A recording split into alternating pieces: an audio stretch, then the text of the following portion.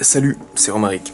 Dans cette vidéo, je vais tenter une réponse à la question pourquoi les Français râlent autant. En fait, je pense que déjà ce n'est pas que les Français, c'est très très général, quand il y a une condition que je vais t'exposer un petit peu après. Pourquoi les gens râlent? Eh bien, enfin déjà c'est quoi râler? Râler, pour moi, hein, c'est quand en fait on va mettre une critique non constructive, une critique en fait qui va saper la légitimité, la confiance de l'objet du râlage. Quand tu entends quelqu'un qui dit oui mais de toute façon les politiques c'est tous des pourris. Donc ça sape la légitimité des politiques d'une manière tout à fait généralisée. Et ça ne propose pas d'action concrète. C'est-à-dire que il y a un premier effort qui est fait au niveau feedback. Effectivement, il y a quelque chose qui ne fonctionne pas, mais ensuite, il n'y a que il y a que ça en fait. Il n'y a que ça. Et dans un environnement humain, quand tu es entouré de gens qui sont dans la phase de déconstruction, qui sont dans la phase assez on va dire pas négative, mais d'énergie négative, d'énergie de putréfaction, recyclage, etc. Donc c'est une phase un peu voilà, un peu puante, mais qui est censée amener par la suite, comme tu le vois dans un compost, une vie démultipliée et renforcée. Voilà. Donc pourquoi les gens râlent autant? Les gens râlent, et ça c'est du coup mon postulat, à partir du moment où en fait ils sont privés de leurs moyens d'action. Il y a beaucoup de personnes qui vont se contenter, il me semble, hein, je sais pas pourquoi j'ai dit il y a beaucoup de personnes, bref, au lieu de faire des statistiques des étoiles, je vais me contenter de dire il y a des gens qui vont critiquer et pas plus, enfin qui vont s'arrêter là parce qu'ils n'ont pas les moyens d'agir derrière. Dans tous nos systèmes là d'organisation, je vais pas dire société en général, mais plutôt euh, je veux dire par exemple la ville, l'État, ce genre de choses, tu vois. Ces organismes publics qui déjà sont censés te rendre tes services, mais que tu vas avoir tendance, non, tu vas les remarquer quand ils font des actions négatives, mais ils ont aussi des actions positives. Donc, j'ai failli me diriger vers une généralisation négative, simplement. Donc, comme j'ai pas fait qu'une critique, je me permets de pas, j'ai compensé avec du positif, donc je me permets de pas trouver une solution à pourquoi des fois les services publics te rendent pas service. Bref, pour en revenir au sujet de mon propos, le râlage, c'est le râlage sans constructivité derrière, c'est un symptôme d'un blocage, en fait, au niveau de ces organismes où on pourrait parler d'infantilisation vraiment, puisque, en fait, ces organismes vont dire quoi faire, et c'est peut-être ça plutôt que je veux dire, plutôt que ils ne te rendent pas service, c'est il n'y a pas d'échange en fait, il n'y a pas d'interaction avec ces organismes qui dirigent ta vie en fait, parce que tu peux te sentir libre, avoir l'impression que parce que t'achètes des pizzas le vendredi soir, et ben t'es quelqu'un de libre, mais la vérité c'est que de ton conditionnement jusqu'à tes opportunités, jusqu'à la façon dont tu peux passer ton temps, alors bien sûr, en France on a des conditions exceptionnellement bonnes comparées aux autres, mais on peut pas s'arrêter à ça bien sûr.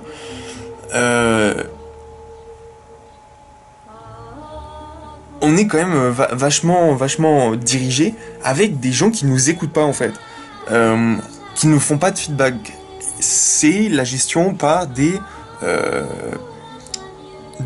ingénieurs, pas des gens qui viennent d'une part d'en bas, qui ont ressenti les conditions des gens d'en bas, qui vont donc avoir tendance à croire que pour que les choses changent, il suffit de leur donner, entre guillemets, tu vois, de dire, bah on va faire ça.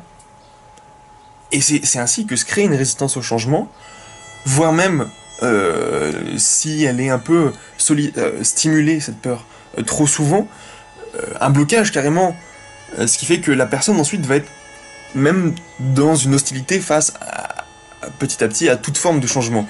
Donc, c'est pas un processus que l'on veut mettre en place, même si ensuite on n'est pas prêt à assumer la personne, c'est juste pour l'amélioration de l'environnement. Bref.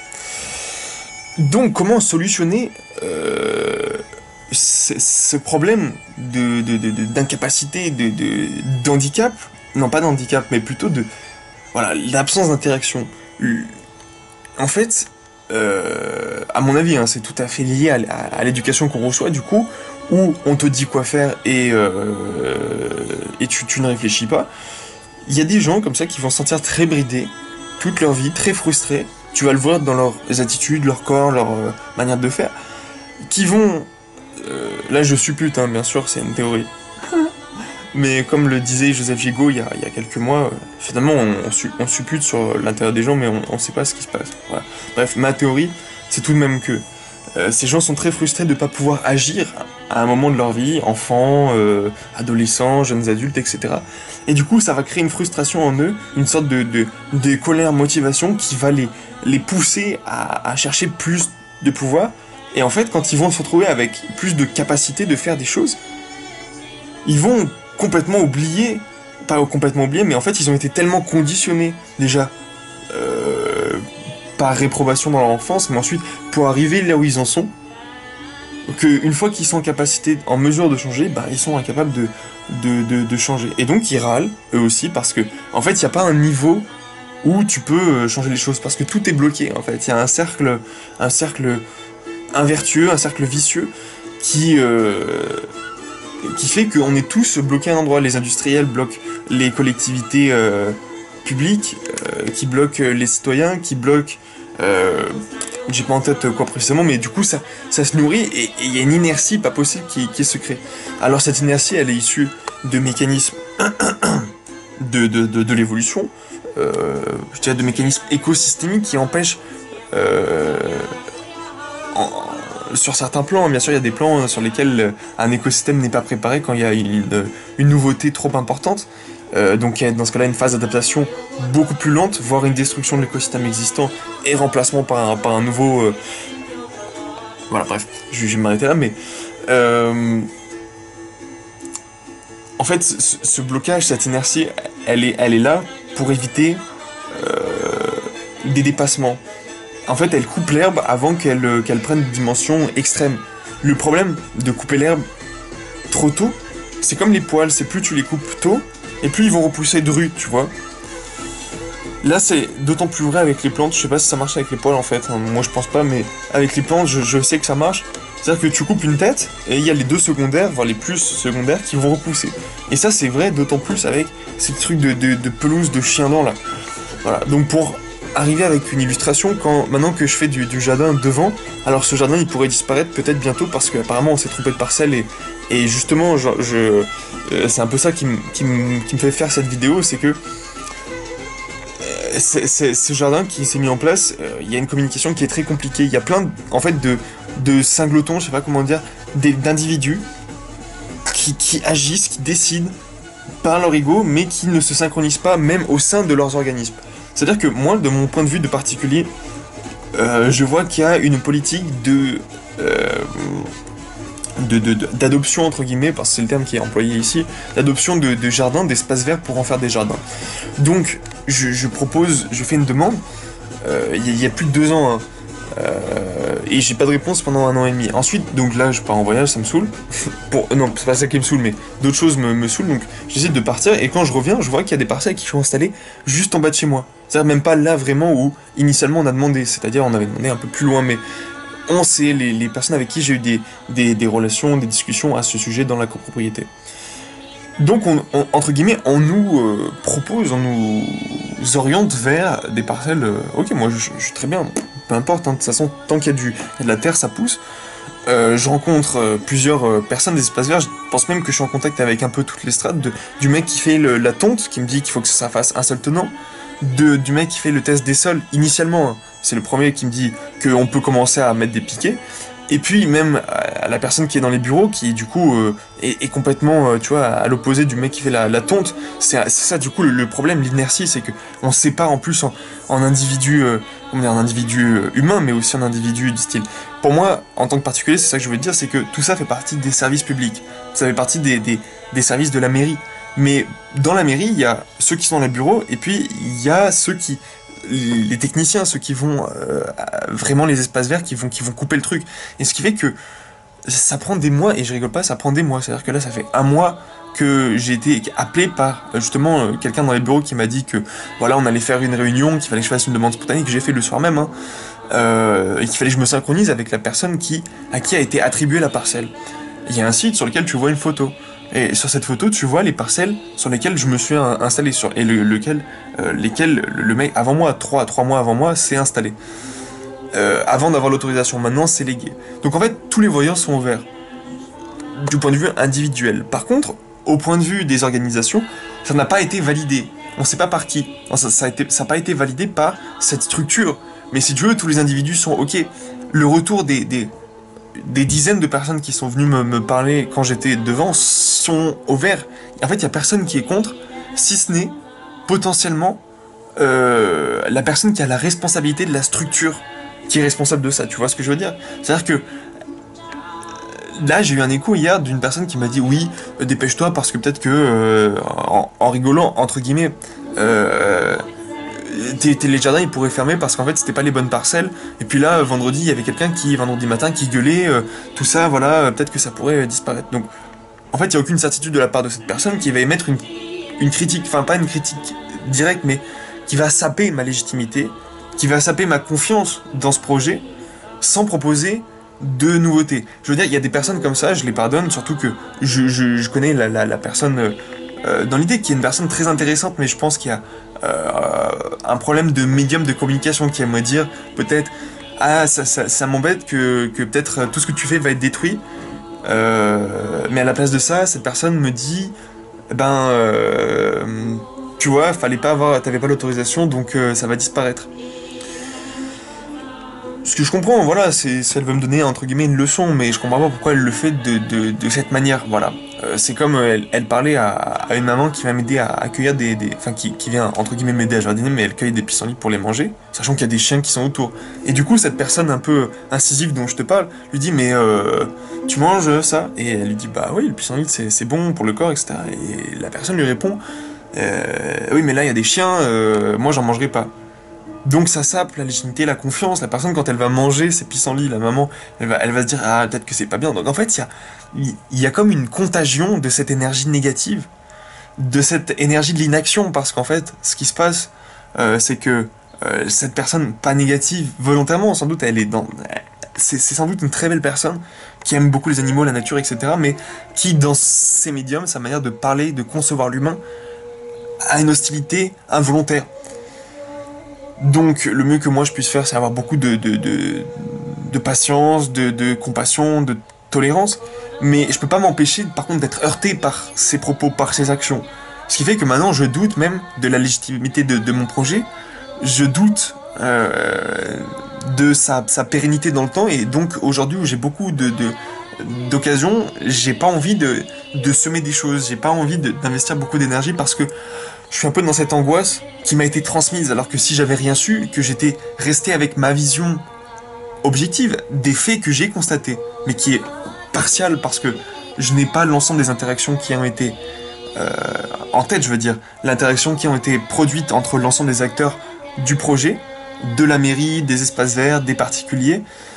Donc, bien sûr, j'ai des éléments que je n'ai pas, mais là, j'ai un élément supputé, parce que la personne même n'est pas sûre que des actions vont être entreprises contre mon projet. Elle aurait pu simplement me dire que les parcelles...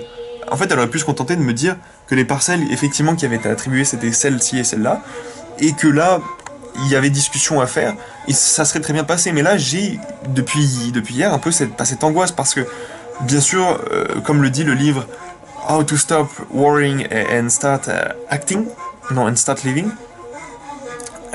quand tu ressens une nouvelle condition angoissante, au lieu de te dire oh, mais qu'est-ce qui va se passer, je m'angoisse, etc., ne rien faire et de faire du mal à ton corps qui va stresser Parce que quand tu stresses et quand tu es dans des pensées négatives, c'est ton corps qui le subit à terme.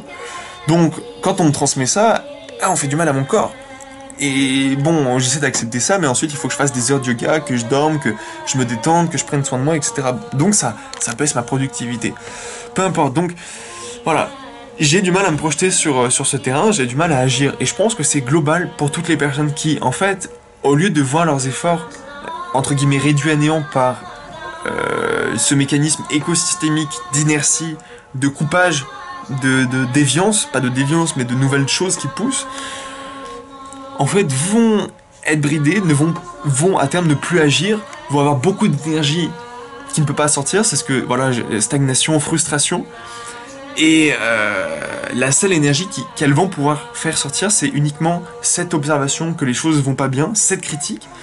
Et cette critique, en fait, le problème, elles ne se rendent pas compte parce qu'elles ne font plus de feedback ni sur leur environnement ni sur elles-mêmes, c'est que cette critique, elle empêche les choses de changer. Elle empêche leurs conditions de vie qu'elles-mêmes n'apprécient pas puisqu'elles les critiquent, enfin pas qu'elles n'apprécient pas, mais qu'elles voient comme limitées, comme potentiellement améliorables, si je veux être positif.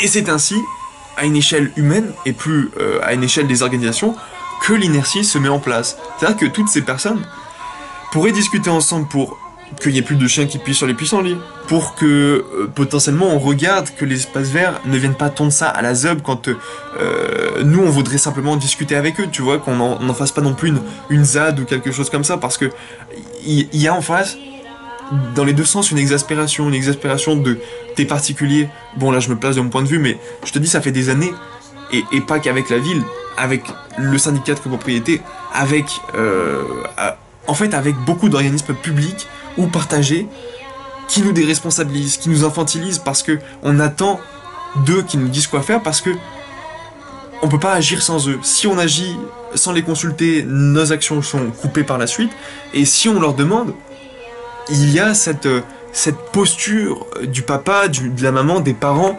oui, bon, t'es un enfant, je t'écoute pas, fais ce que je te demande, et puis ensuite fais-toi oublier. Ça, c'est l'éducation de la génération des générations avant. Ça peut changer, hein, ça peut changer, et c'est à toi, peut-être, parents ou futurs parents, d'écouter tes enfants, d'avoir un dialogue avec eux, parce que, en fait, c'est un conditionnement qui se perpétue. J'étais en train de jardiner, de planter du blé et du riz. Et avec des betteraves, donc des graines qui sont quand même assez puissantes. Et du soja, des graines voilà, qui passent quelques centimètres de terre et de la paille. Donc j'étais en train de remuer comme ça, à sarcler, pas sarcler, mais à couper les herbes en surface. Enlever les racines de chien-dent et de trèfle, puis creuser sur 3-4 cm juste pour qu'il y ait de la racine, pour que l'eau puisse s'infiltrer et que les racines des petites plantes puissent se développer, qu'elles puissent percer. Donc j'étais en train de faire ça sur une technique que je pratique depuis en fait le début de mon jardinage. Alors bien sûr je fais du feedback à des plantes que j'ai jamais réussi à faire pousser comme ça. C'est-à-dire ma technique, hein, c'est voilà, je creuse un peu, je casse sur 3-4 cm la terre, là je mets des plantes, je remue avec les mains, c'est-à-dire qu'il y a des graines des 3-4 cm jusqu'à quasiment la surface. Ensuite je remets l'herbe que j'ai coupé dessus, ce qui fait une couche de 3 cm, 3-4 cm le premier jour, mais qui va avoir tendance à se décomposer très rapidement, ce qui fait qu'au bout de 3 jours, il y a 1 ou 2 cm d'herbe sèche et décomposée. Il y a une des élus qui travaille aux espaces verts. J'ai jamais entendu parler de cette personne. Pourtant, comme je te l'ai dit, ça fait des années que je demande à aller à faire des projets avec les espaces verts de ma ville, juste en bas de chez moi, c'est-à-dire que en plus, c'est des gens qui sont beaucoup moins légitimes, en théorie dans ma tête, que moi pour agir, puisque ils ne sont pas d'ici, ils n'ont pas à cœur voilà, l'amélioration de cet environnement dans lequel moi je vis, et que j'ai à cœur justement. Voilà. Donc je crois cet élu qui me voit faire ça et qui me dit ah mais tu mets de la paille sur tes semis. Je fais en fait, pour moi, c'est juste logique, oui, parce que sinon, le soleil va taper dessus, donc je mets de l'herbe pour éviter que le soleil tape dessus, et pour éviter que l'humidité s'évapore, je fais un micro-paillage de 1-2 cm d'herbe à terme, quand la graine va commencer à pousser, quand elle sera humide et quand elle va commencer à sortir de terre, et je broie la terre, enfin je la réduis en plus petits morceaux pour que, justement, elle n'écrase pas la graine qui cherche à pousser. Et elle me dit, moi, si j'étais toi, je sais pas où t'as vu ça, mais il faudrait que tu ne mettes pas de paille dessus, que tu mettes juste des petits morceaux et que tu laisses la terre à nu.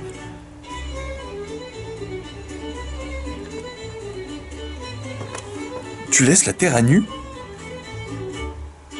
Alors à partir de là, moi j'ai eu du mal à l'écouter, mais comme j'essaie de faire cet effort de dialogue avec ceux qui se considèrent comme mes professeurs, mes parents, etc.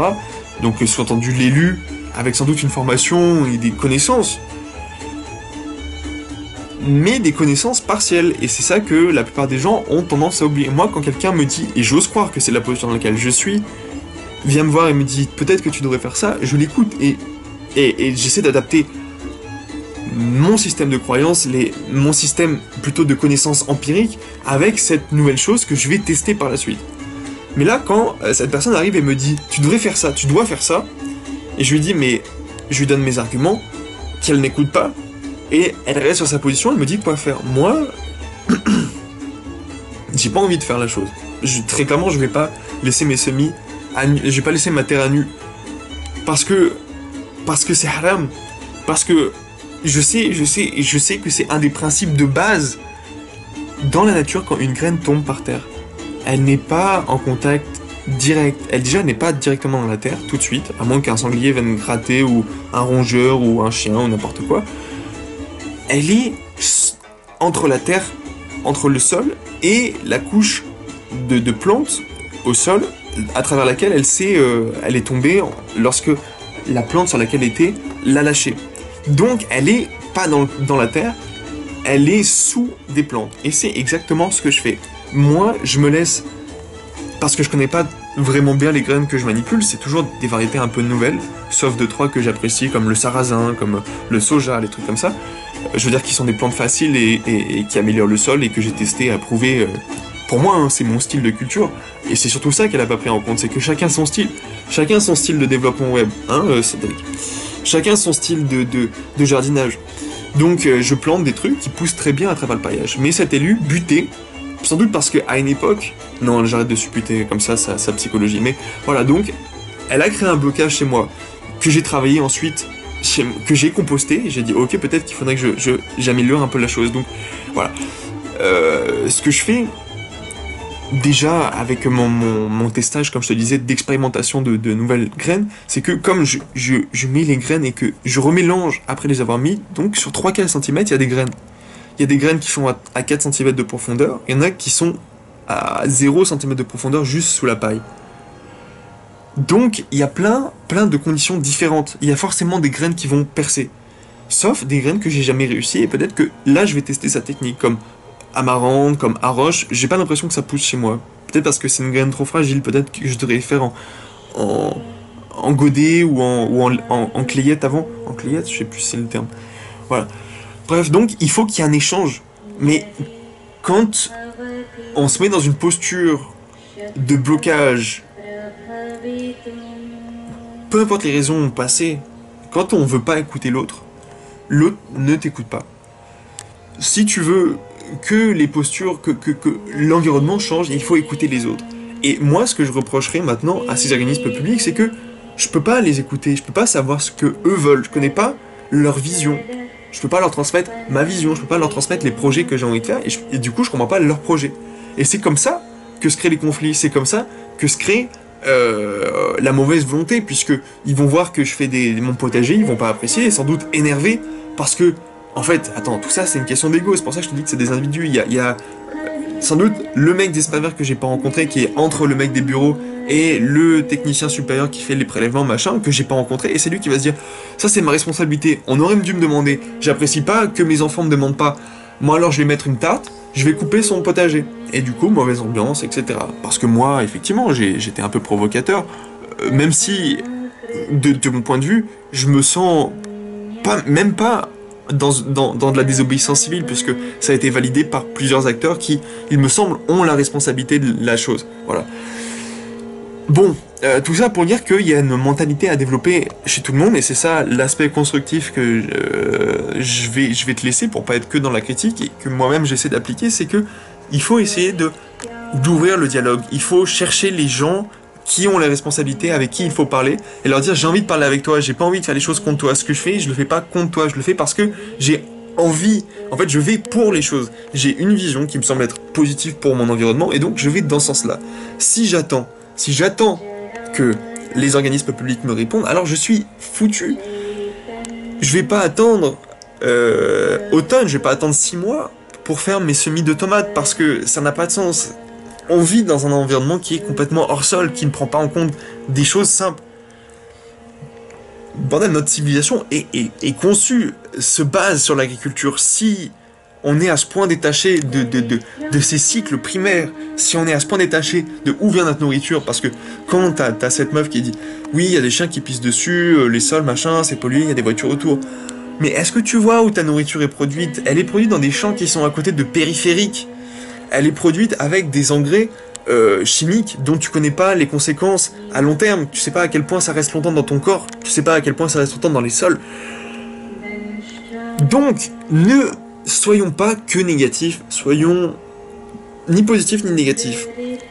Allons vers du dialogue. Allons vers la réalisation de choses qui, objectivement, vont améliorer les conditions de vie de tout le monde. Et si ça déplaît à un élu qui veut son vote, alors c'est pas l'élu qu'il faut blâmer, c'est tout le système qui est autour. Si tout ça, ça plaît pas à monsieur qui veut grimper dans la hiérarchie et qui du coup doit être très exigeant, doit se faire respecter ou de montrer que oui, c'est un très bon parent, que c'est un très bon professeur, qui sait bien mettre des fessées aux gens déviants, eh bien, dans ce cas-là, c'est pas la personne qu'il faut blâmer. Bien sûr, on peut blâmer les gens qui, dans les camps de concentration, eh bien, participaient au système et disaient « je faisais que exécuter les ordres ». On peut les blâmer, mais on peut aussi blâmer sur tout le système de conditionnement qui vient en amont et qui permet de faire ça. Parce que dans ce système, ce n'est pas les élus, ce n'est pas les gens d'Espace Vert les coupables. Et là, on est tous coupables. Voilà, on est tous coupables. C'est comme pour les attentats, etc. C'est nos actes à X conditions près, à X réverbération de conditions, tac, tac, tac, tac, tac, qui vont hop, hop, hop, se réverbérer, qui vont créer les conditions négatives dans lesquelles on est. Des petites actions, des petites pointes, des petites piques, des petites pensées négatives comme ça, et moi je peux plus supporter ces gens, je suis obligé de les mettre loin de moi. Ces gens qui n'ont que des critiques, qui n'ont que des limites, je peux pas les supporter parce que ils vont contre ma volonté d'améliorer l'environnement. Et en fait, ces gens développent cette inertie et de manière passive contribuent à la dégradation de l'environnement, puisque quand en fait il n'y a pas de stagnation. Quand tu crois que les choses restent les mêmes, tout autour de toi les conditions changent. Tu es de moins en moins adapté, tu es de moins en moins apte à survivre, et donc en stagnant, en fait tu régresses. Il n'y a que de l'amélioration, il n'y a que ce processus d'amélioration continue. Sinon ton énergie stagne, sinon tu déprimes, sinon ton environnement déprime, devient un marécage puant. Je veux pas ça. J'essaie d'améliorer les choses de manière positive. J'aimerais qu'il y ait un dialogue qui se crée. C'est pas une déclaration de guerre, c'est une vraiment... Bordel, sois pas heurté par les gens. Essaie de te mettre à leur place, de comprendre que... Voilà. Mais... chercher à parler, chercher à comprendre, chercher... sans mettre d'empathie, sans comprendre que... Machin, effectivement, machin, il a fait ça parce que... Quand il était petit, sa maman lui a mis trop de fessées, etc. Non, c'est juste... Qu'est-ce qu'on fait par la suite, pas le passé, genre qu'est-ce qu'on met en place pour améliorer la chose, s'il te plaît. Et moi j'ai besoin d'air, j'ai besoin de savoir que quand je fais quelque chose, il n'y a pas tout autour de moi des gens qui sont là. Non, c'est pas bien. Et là, ça me rassure parce qu'avec ce potager, tout autour de justement, tous les gens qui passent, tous les particuliers, tous les gens qui sont pas directement responsabilisés, c'est ça un peu le problème peut-être, sont là à me dire c'est génial ce que tu fais, c'est très bien. Bon, ils veulent pas jardiner, mais c'est très bien, on adore voir pousser, waouh, la vie qui... En fait, il y a tellement d'ondes positives que s'il y a un mec d'Espace Vert qui a tout coupé, premièrement, ça va me mettre en colère, mais je vais faire le travail et je vais avoir une volonté de faire, coupe le naturel, il revient au galop et je vais être là à vouloir infecter, à mettre mes graines de partout dans la ville pour que la prochaine fois que je tente un potager, il fonctionne. Sans violence. C'est-à-dire que semer des graines, c'est juste mettre des idées dans la tête des gens. Et c'est pas les conditionner, c'est pas les persuader, c'est pas leur faire de la propagande, c'est susciter chez eux les associations d'idées qui leur font comprendre que ce que je fais, je le fais pas contre eux, je le fais à mes yeux, pour le bien commun. Et je dis à mes yeux, et j'aimerais que si cette personne voit que effectivement ça ne participe pas au bien commun, on en discute. Mais si il n'y a pas de médium, s'il n'y a pas d'espace de dialogue, s'il n'y a pas d'outils en fait pour se rencontrer et pour que convergent nos visions, bim, inertie, bim, conflit, bim, opposition les uns contre les autres, et rien ne change, et ça empire, et voilà. Bref, donc, cherche des solutions, ne fais pas que critiquer. Critiquer, c'est très très bien. Et je pense que c'est une de nos fiertés en tant que Français d'être capable de ne jamais être satisfait de ce qu'on a, de toujours chercher à être de plus en plus confortable. Par contre, ne pas le faire en nuisant aux autres. Ne pas le faire en nuisant aux autres de manière matérielle, en colonisant... je vais pas parler de colonisation il y a 3 siècles, mais en colonisant leurs outils de production, en colonisant leurs matériaux, mais en colonisant leurs idées, en leur donnant des bonnes idées. La France, c'est... Il me semble, hein, parce que là, dans le voyage que j'ai fait, et de plus je me suis éloigné, et plus c'était, waouh, la France, c'est un pays incroyable, avec des conditions, on est libre, on est ci, on est ça, et c'est beau, et t'as envie d'inspirer les gens comme ça. C'est comme ça qu'il faut faire changer les gens, c'est en leur donnant des belles idées, en colonisant, en semant des graines, juste, sans les labourer, juste en leur mettant du paillage et des graines, en les fertilisant, voilà. Il faut leur donner des belles idées, faut pas leur dire, ne fais pas ça, faut pas les couper. Sinon après ils repoussent de plus en plus drus, de plus en plus méchants, et à terme tu seras incapable de les couper parce qu'ils sont trop durs pour tes outils, qui n'auront pas évolué parce que toi tu es dans un mode d'inertie. Et c'est comme ça que les empires sont surpassés les uns après les autres. Voilà. Bref, dans cette vidéo dense, j'espère que tu ne t'es pas perdu. Si elle est dense, je te propose de semer de la luzerne et du topinambour qui vont te permettre, la luzerne, de faire des racines profondes et donc d'aérer le sol, et le topinambour, bah, comme tu vas le récolter dans le sol, ça va aussi te permettre de l'aérer. Voilà.